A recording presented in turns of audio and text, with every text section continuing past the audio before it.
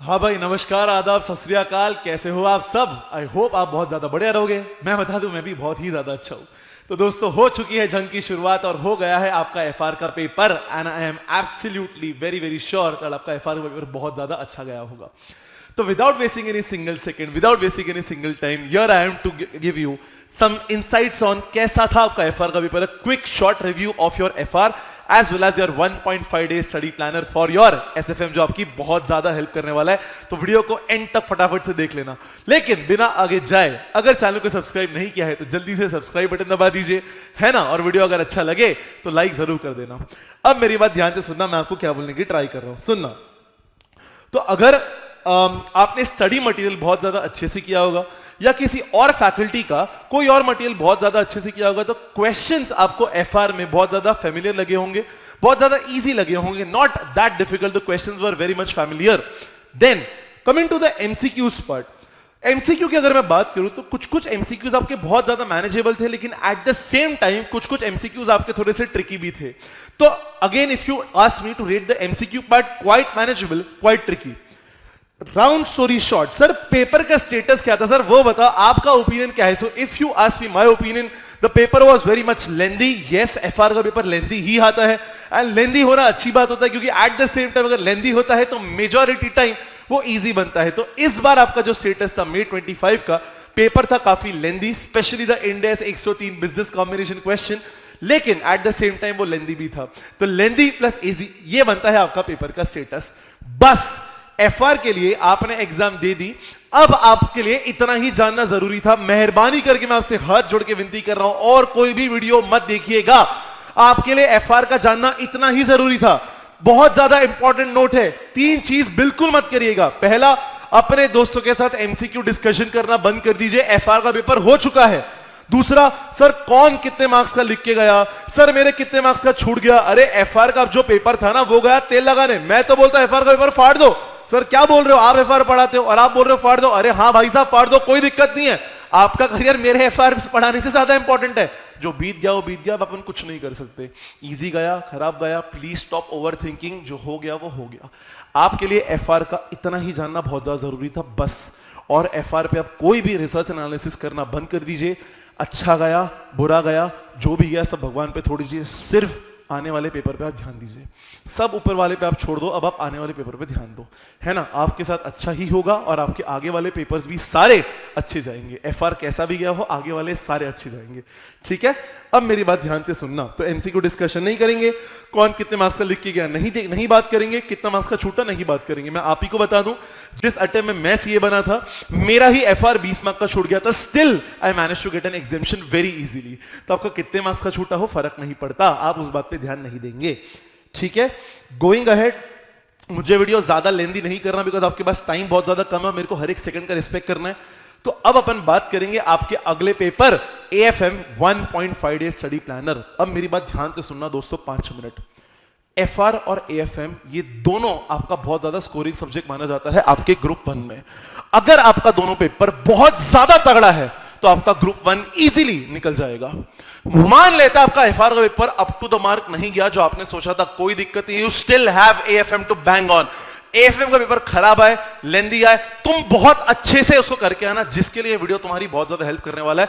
Proper तरीके से अगर तुमने पढ़ लिया, सही तरीके से अगर तुमने 6 मार दिया, the innings is yours boss. तो ध्यान से सुनना मैं क्या बोल रहा हूं। आज हाफ डे जो भी आपके पास टाइम बचेगा, जब भी आप पढ़ने बैठोगे, आई एम प्रिज्यूमिंग कि आप करीबन 8 बजे तो पढ़ने बैठ ही जाओगे, ठीक है। आपको खत्म कर रहे हैं 3 आपके important topics, that is portfolio, mergers and mutual funds. Portfolio थोड़ा बड़ा टॉपिक हो जाता है, फटाफट आप कीजिएगा, फॉर्मुलाज कीजिएगा। एंड म्यूचुअल फंड्स और मर्जर्स थोड़े छोटे टॉपिक्स हैं, उन जिनको आप फटाफट से उड़ा दीजिएगा खाली सम्स देख के। लेट मी टेल यू, आप सिर्फ सम्स करेंगे, ये टाइम आप ज्यादा थियोरी पे नहीं देंगे।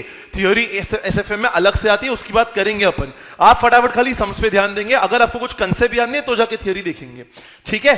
अब tomorrow I will request you, कल का दिन आपके पास पूरा मिलेगा, तो tomorrow it's a humble request, please wake up early.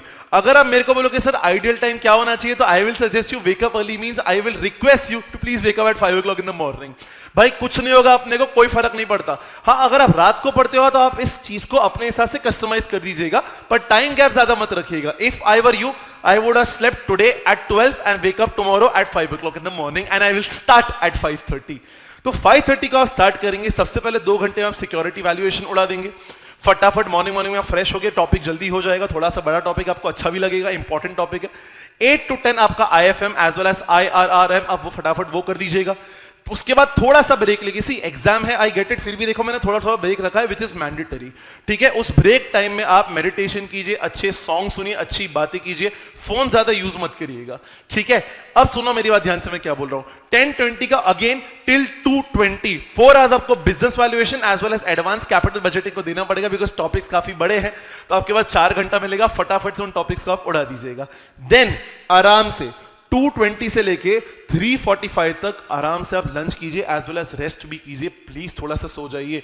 बहुत लोग ना, इनका इस पे ओपिनियन थोड़ा अलग होगा, लोग कहते हैं यार क्या सोना, बराबर ना एग्जाम टाइम पे नहीं सोना चाहिए। भाई मैं आपको ये बता रहा हूं कि एग्जाम टाइम पे तो थोड़ा सा अच्छे से सोना चाहिए। आज तुम जल्दी उड़ गए ना, तो अभी तुम्हारा बनता है थोड़ा रेस्ट करना। आप बोलोगे सर 2 से 5 एग्जाम टाइम होता है, कल नींद आई, तो बेटा नींद अपनी उड़ी हुई रहती है, एग्जाम चल रहा है, उस चीज की चिंता मत कर। अभी थोड़ा सोना बहुत ज्यादा जरूरी है, बिकॉज आगे का दिन बाकी और आपको बहुत मेहनत करनी है, ठीक है। तो अच्छे से ना 2:20 से 3:45 बढ़िया सा आप अच्छे से खाइए और उसके बाद प्रॉपर तरीके से सो जाइए। 3:45 का 3:46 भी मत करना, 3:45 स्टार्ट कर दीजिए, 3:45 फिर से फ्रेश होंगे, फिर से चार्ज अप होंगे, और अब 3 घंटे दबा के आप अच्छे से करेंगे आपका फॉरेक्स, बिकॉज फॉरेक्स बहुत इंपॉर्टेंट टॉपिक होता है और आपके एग्जाम में आता भी है, ठीक है।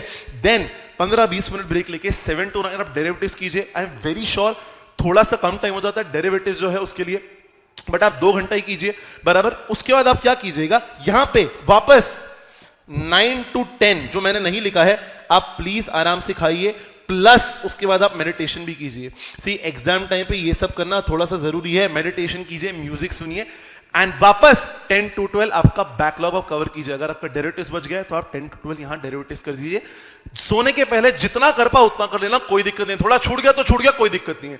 10 to 12 आप पहले फटाफट से जितना डेरिवेटिव्स आप कर पाओ कर लेना, कुछ छूट गया तो छूट गया।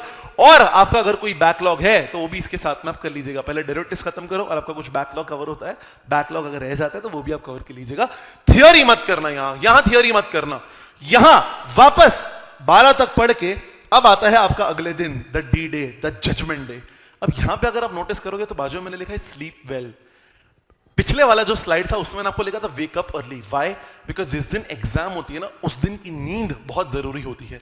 देखो मैं आपको एक बात बता दूं, अगर आप इस दिन थोड़ा अच्छे से सोओगे ना गाइस, थोड़ा, तो आपकी बहुत ज्यादा अच्छे से पढ़ाई होगी। इसलिए आई विल रिक्वेस्ट यू 1 घंटा यहां थोड़ा एक्स्ट्रा सोइएगा, बराबर। एक दिन पहले 5 बजे उठे थे ना मेरे बोलने पे, प्लीज मेरी एक बार सुन के 12 से 6 1 घंटा थोड़ा एक्स्ट्रा सोइए, एंड 6:30 आप स्टार्ट कीजिए।